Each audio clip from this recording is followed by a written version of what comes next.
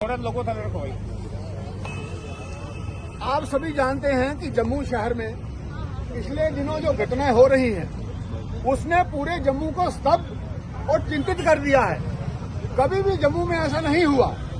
कहीं दुकानें लूटी जा रही हैं, कहीं रोड पर फायरिंग हो रही है और कहीं से टोका रख के गर्दन पे काटने का प्रयास किया जा रहा है, कहीं दुकानें लूटी जा रही हैं। ये सब क्यों हो रहा है और इसके पीछे क्या कारण है, इन सब को जानने के लिए जम्मू अपना अधिकार रखता है और इसलिए समाज की बात समाज में हो, इसलिए आज हम यहाँ सड़क पर खड़े हैं और महाराजा हरि सिंह जी की प्रतिमा के पास में आकर ये आह्वान कर रहे हैं कि सरकार श्वेत पत्र जारी करे।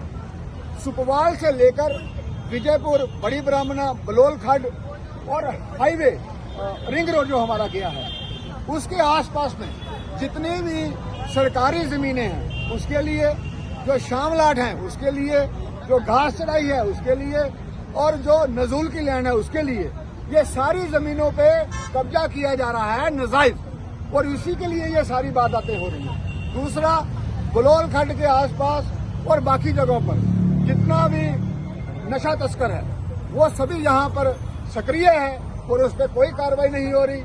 तीसरा, माइनिंग माफिया, ये 3 लोग मिलकर पूरे जम्मू में उथल पुथल मचाए हुए हैं और हम इस पे कोई कार्रवाई नहीं कर पा रहे। जो हमारी फौज, जो हमारी पुलिस मिलिटेंसी पे नियंत्रण डाल सकती है उसमें क्षमताओं की कोई कमी नहीं है, लेकिन जो ब्लू आइड लोग हैं उनको हमने यहाँ पोस्टिंग देकर ये सारा सिस्टम बिगाड़ दिया है।